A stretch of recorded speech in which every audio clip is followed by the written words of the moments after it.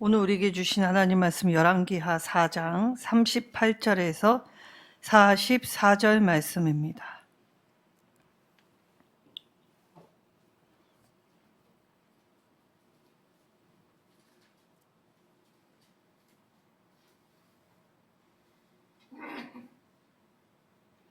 열왕기하 4장 38절에서 44절 말씀, 구약성경 567쪽입니다. 한 절씩 교독하도록 하겠습니다. 엘리사가 다시 길갈에 이르니 그 땅에 흉년이 들었는데 선지자의 제자들이 엘리사의 앞에 앉은지라. 엘리사가 자기 사원에게 이르되 큰 솥을 걸고 선지자의 제자들을 위하여 국을 끓이라 하매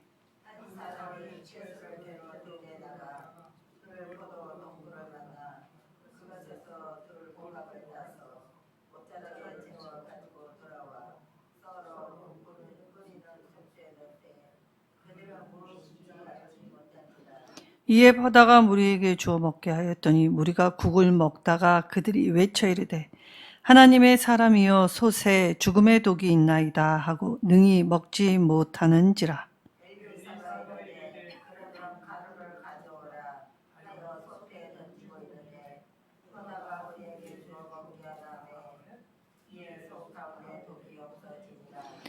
한 사람이 바알 살리사에서부터 와서 처음 만든 떡 곧 보리떡 20개와 또 자루에 담은 채소를 하나님의 사람에게 드린지라. 그가 이르되 무리에게 주어 먹게 하라.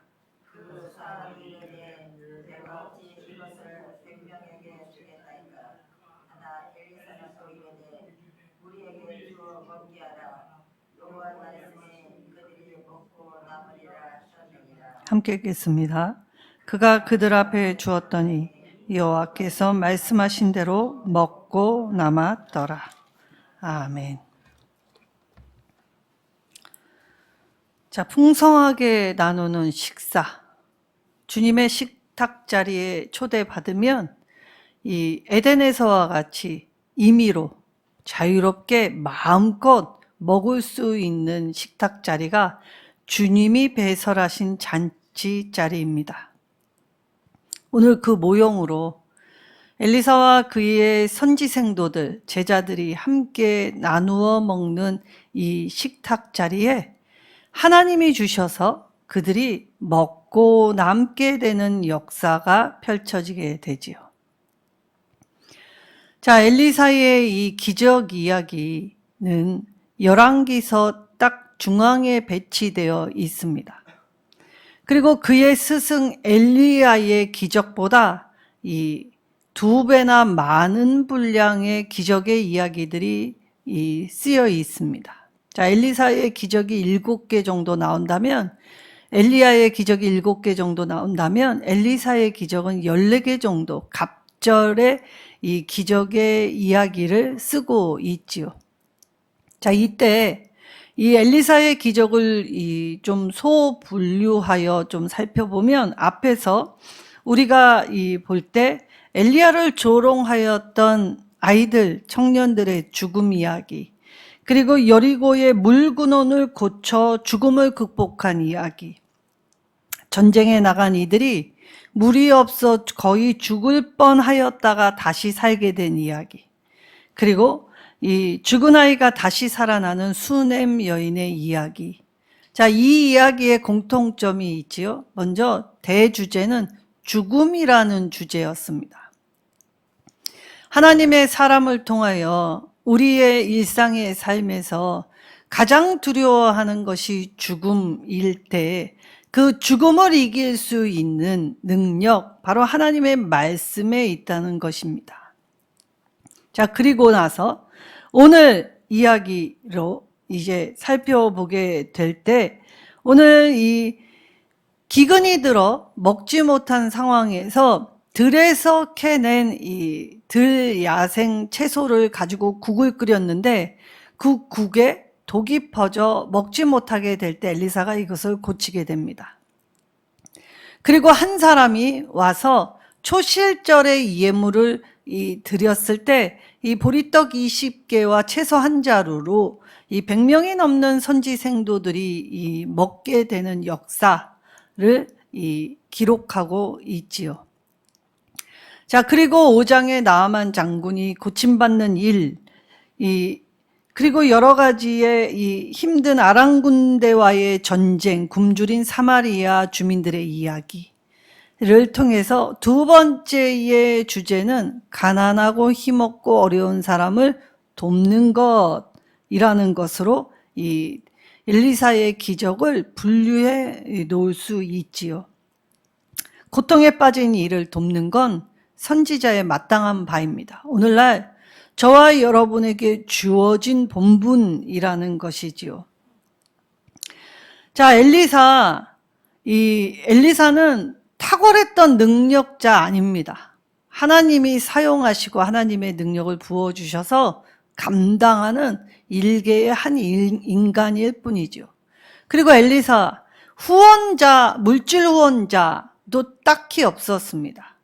그런데 엘리사는 자신을 믿고 따르는 선지 학교의 생도들, 그들을 먹이고 입힐 이 책임이 주어졌기 때문에 이 수많은 사람을 먹이기 위해 애써야 했던 사람이 엘리사이지요. 후원자 없이 이 일이 가능했던 건 바로 하나님이 함께 하시고 하나님이 공급해 주셨기 때문에 이 모든 일이 가능하게 되었다라는 것입니다. 그러니까 엘리사의 능력은 곧 하나님의 능력이었음을 볼 수 있지요. 자, 항상 인류의 역사 안에 자연 재해로부터 오는 재앙 앞에 사람은 속수무책입니다. 그리고 이 이스라엘의 역사를 살펴볼 때 특별히 기근이나 흉년이 들었던 건 바로 정치위정자들, 권력이 부패하여서 하나님께 받은 징계로 표현되었기 때문에 오늘 엘리사가 맞는 이 현실의 상황 속에서는 이 정치 지도자들의 부패로 말미암아 이 일반 백성들의 삶에 이 핍절한 그리고 절박한 상황이 되었다라는 것을 볼 수 있지요. 그러나 선지자, 왕은 자신의 이 부와 자신의 권력을 지키는 일에 혈안이 되지만 선지자는 아무도 관심 가져두지 않는 그 일상의 평범한 사람들, 특별히 소외되고 가난하고 외로운 사람들에게 이 집중적으로 다가가 하나님의 말씀과 하나님의 사랑과 그리고 하나님의 능력을 보여주는 사역을 하고 있습니다. 오늘 저와 여러분이 이 땅에서 예수를 믿는 이로서 하나님의 사람으로서 어떤 일을 감당하고 살아가야 하는지를 엘리사의 모습을 통해 도전받게 되시기를 바랍니다. 자, 기근으로 인해 선지자들, 하나님의 사람들조차 먹을 것이 없었습니다. 자, 엘리야의 이야기 때는 그때에 마찬가지로 정치적 위정자들의 부패로 말미암아 그 땅에 흉년이 들었을 때 하나님이 때때로는 까마귀와 천사를 동원하시고 또 예비해 두신 사르밧 과부와의 만남을 통해 이 기근을 넉넉히 이길 수 있게 인도하여 주셨지요.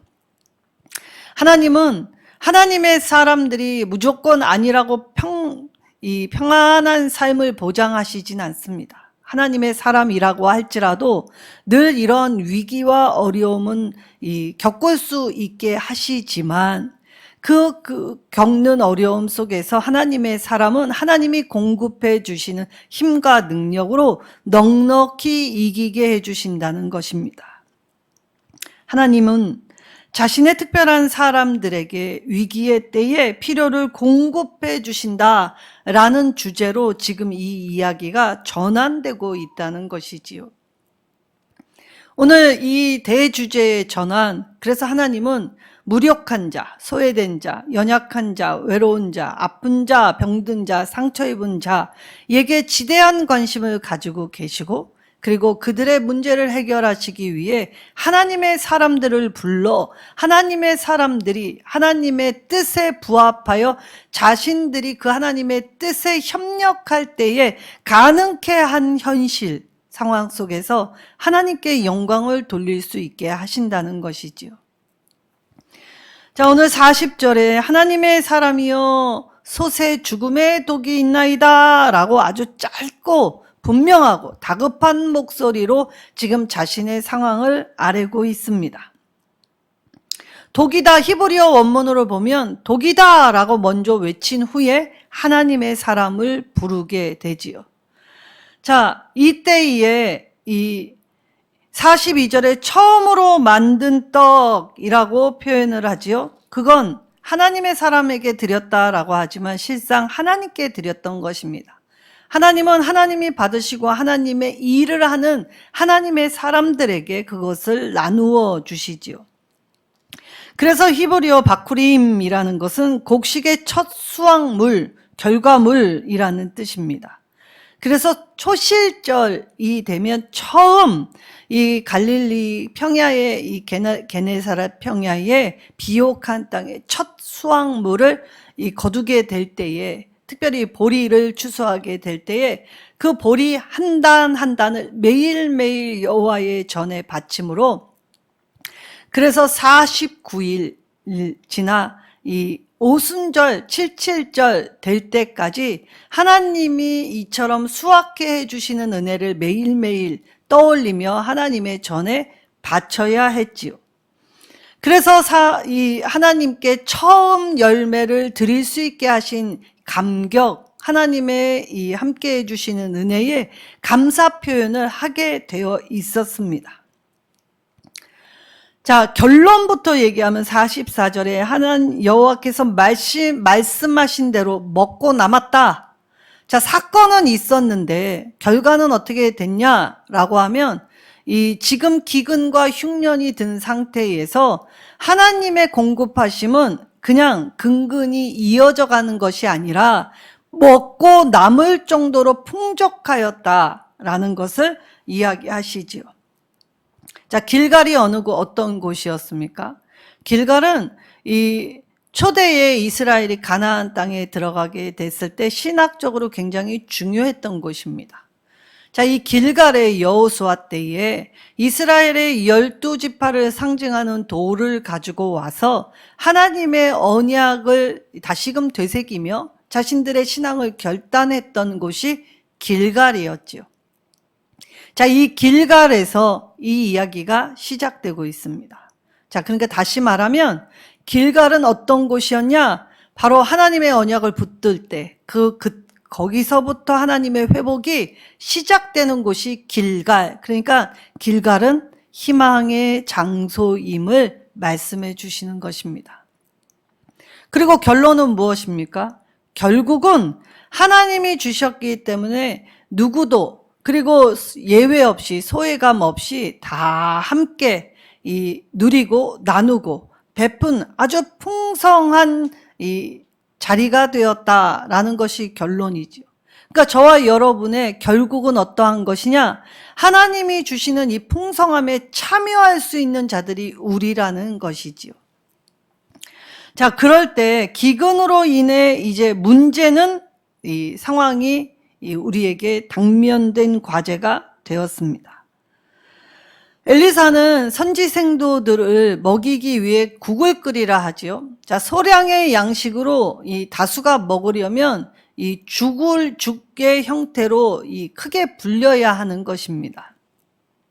자, 그러면 동서고금 그리고 이 역사를 통해 볼 때에 어려울 때는 무엇을 합니까? 나무뿌리 하나 남지 않았다고 합니다.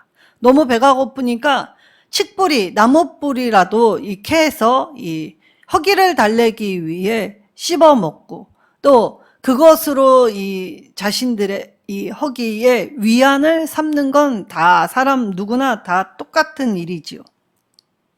자, 이때에 어떤 한 사람이 실수를 합니다.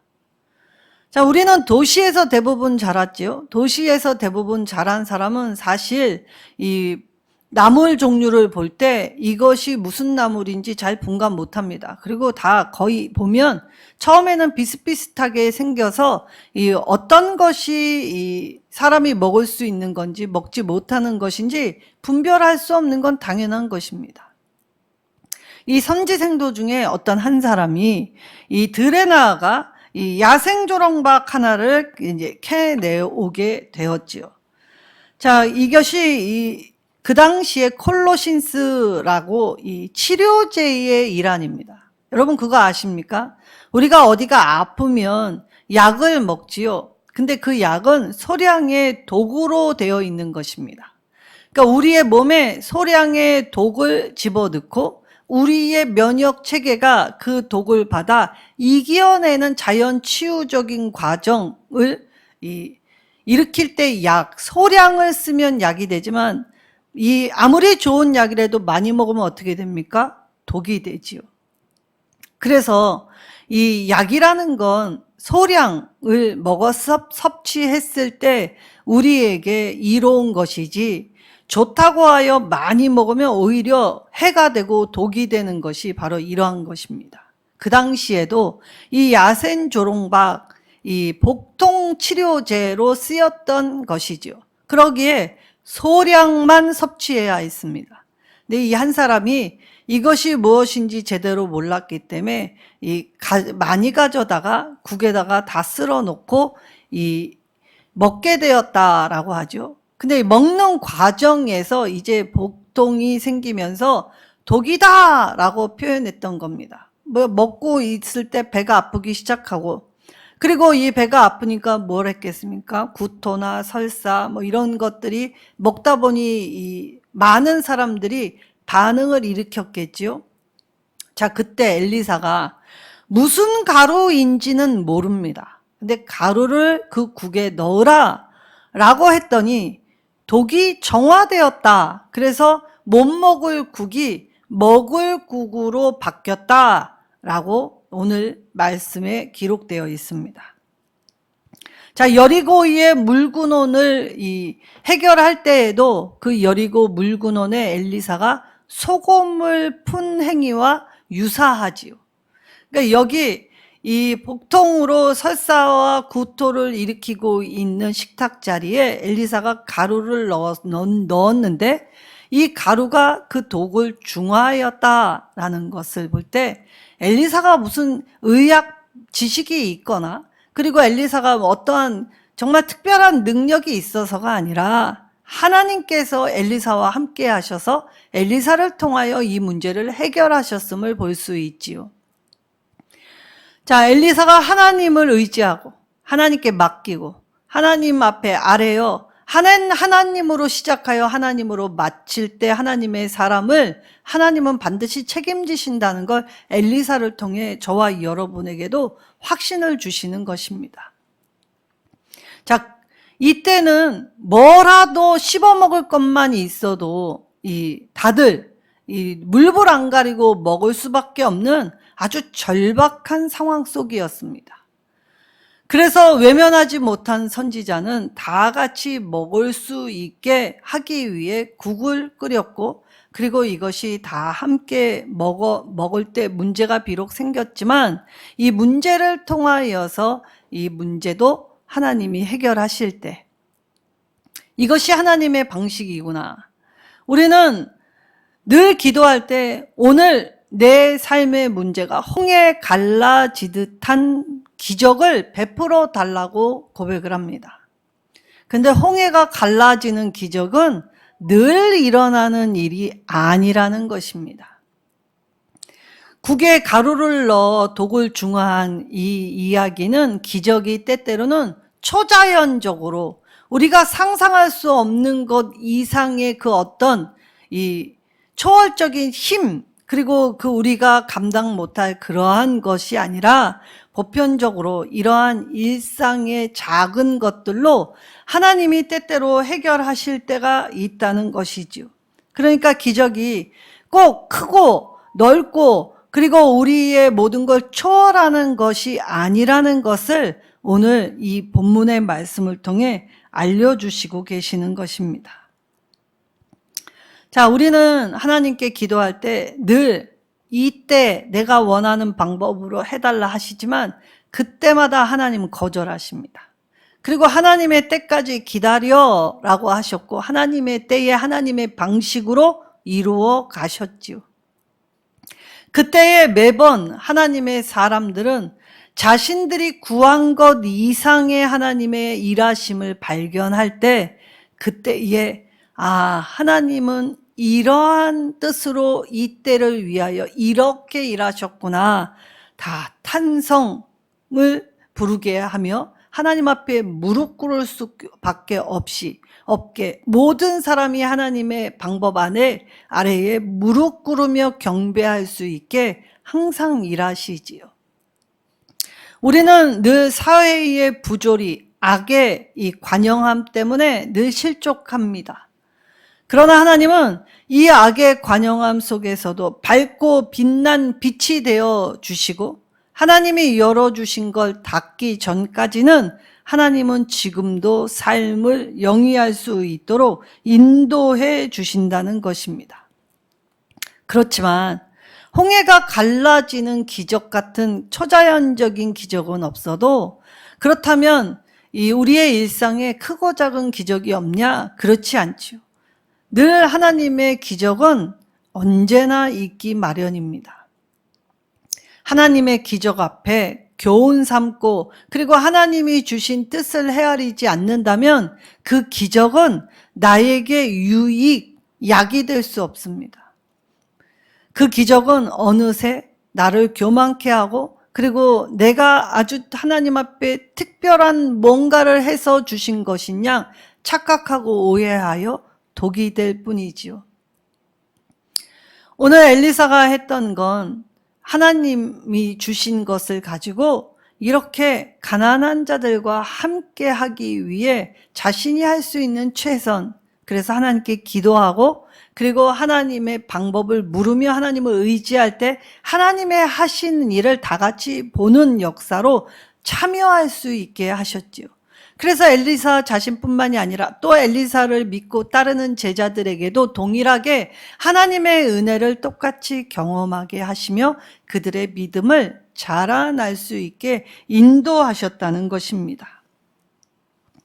자, 성도의 삶이 완벽합니까? 우리가 예수를 믿고 구원받은 자로 기도하고 예배 드린다고 하여도 우리는 늘 쓰러지고 연약하기 마련입니다. 그 말은 무슨 말이냐? 이 땅에서 성도로 살아간다는 것이 늘 문제와 대면해야 할 때가, 맞닥뜨려야 할 때가 많다는 것이죠. 그때 이 문제 앞에서 하나님 앞에 우리가 무엇을 해야 하는가? 바로 이 문제를 해결하실 하나님께 나오라는 것입니다. 하나님 앞에 부르짖으라는 것이죠.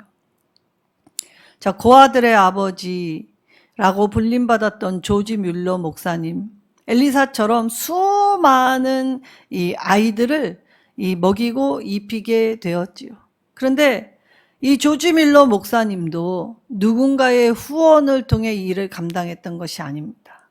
늘 하나님 앞에 이 아이들이 굶지 않게, 춥지 않게, 그리고 이 아이들을 잘 양육할 수 있도록 선한 뜻을 강구할 때 하나님은 이 모양 저 모양 그리고 때로는 자연 현상까지도 바꾸시면서 늘 그 기도를 들으시고 그들을 기르시고 그들을 함께 하셨음을 이 목사님이 알았기 때문에 이 목사님은 항상 문제와 대면할 때 불평하지 않죠. 내가 이 많은 아이들을 어떻게 키웁니까? 내가 낳았습니까? 내가 그들의 참부모이길 합니까? 그들의 부모가 버렸는데 이 아이들 내가 어떻게 키웁니까? 라고 하지 않습니다. 그저 하나님이 오늘 나에게 맡겨주신 일, 그래서 이 문제를 가지고 문을 닫고 그 하나님과 조용히 교제할 수 있는 기도의 자리로 나아가 하나님께 일일이 낱낱이 아뢰었을 뿐인데 하나님은 늘 그의 기도를 응답하여 주셨다 하지요. 그래서 5만 번이나 넘게 기도 응답을 받은 사람으로 유명해진 분이 조지 뮬러 목사님입니다. 그의 살아생전에 모든 기도가 다 이루어졌는데 유일하게 죽기 직전까지도 이루어지지 않은 단 한 가지의 기도 제목이 있었다 하지요. 자기의 제일 친한 친구, 그 친구가 예수님을 전하여도 믿지 않고 받아들이지 않는 그 모습을 보고 눈을 감고 말았던 것입니다. 그래서 유일하게 이 살아서 간구한 기도 제목을 못 이루었다라고 하죠. 그러나 하나님은 그의 기도를 죽어서도 응답하셨지요. 그래서 그 친구가 주님께 돌아왔고 주님께 예배했으며 죽어서 죽기까지 기도했던 그 마지막 기도 제목까지도 다 이루어 주셨다라고 말을 합니다. 우리가 믿고 기도할 때 이러한 역사는 기도하는 사람들에게는 늘 일상이 되는 일입니다. 자, 잘 사는 사람들은 하나님께 이렇게 기도한다고 하지요. 실제 통계로 나왔지요. 잘 사는 유럽의 국가들은 하나님, 이 고난이 나에게서 지나가게 해 주옵소서라고 기도한다고 합니다. 근데 못 사는 나라들의 이 하나님의 사람들, 크리스찬들은 어떻게 기도하느냐? 하나님, 이 문제에 맞서서 내가 이길 수 있게 해달라고 기도한다고 합니다. 자, 어떤 것이 바른 기도입니까? 바로 오늘 본문의 말씀처럼 하나님의 사람들이라 할지라도 문제는 언제든 생길 수 있고 그 문제를 맞닥뜨려야 한다라고 하셨지요. 이때 이 문제를 가지고 제일 먼저 했던 건 모두가 다 기도하는 일이었습니다. 우리는 늘 알고 있습니다. 문제가 오면 기도해야 한다는 것을.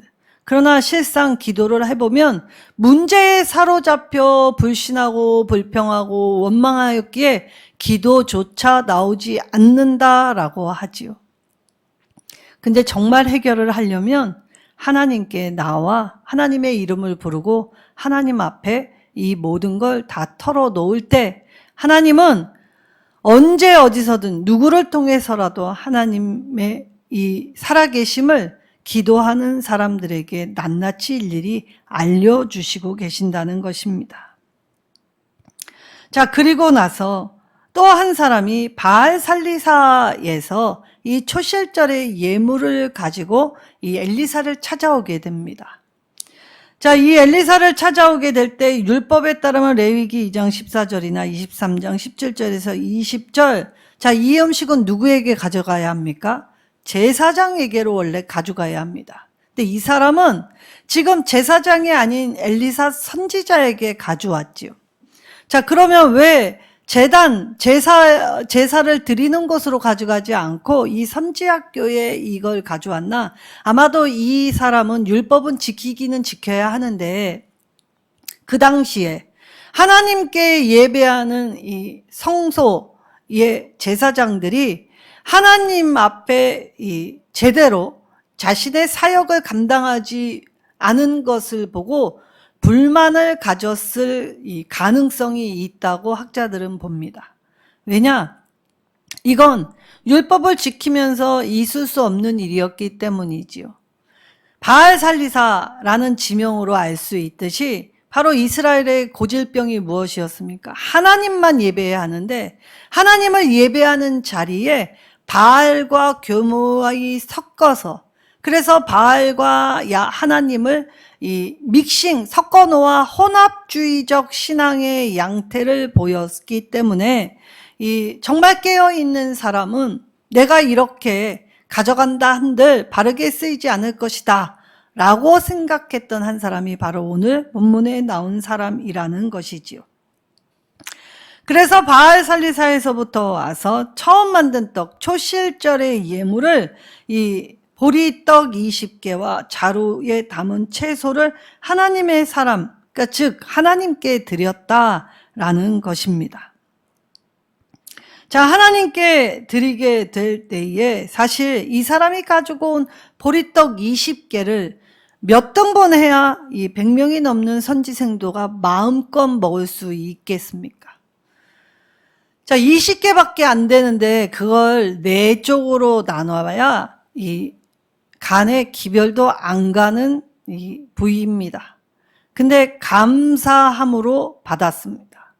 그리고 이 감사함으로 받았기 때문에 이것을 가지고 풍성하게 나누게 될 때에 이 너무나 초라한 음식이었는데 하나님은 이것을 배불리 먹게 하셨다라고 말씀해 주시지요.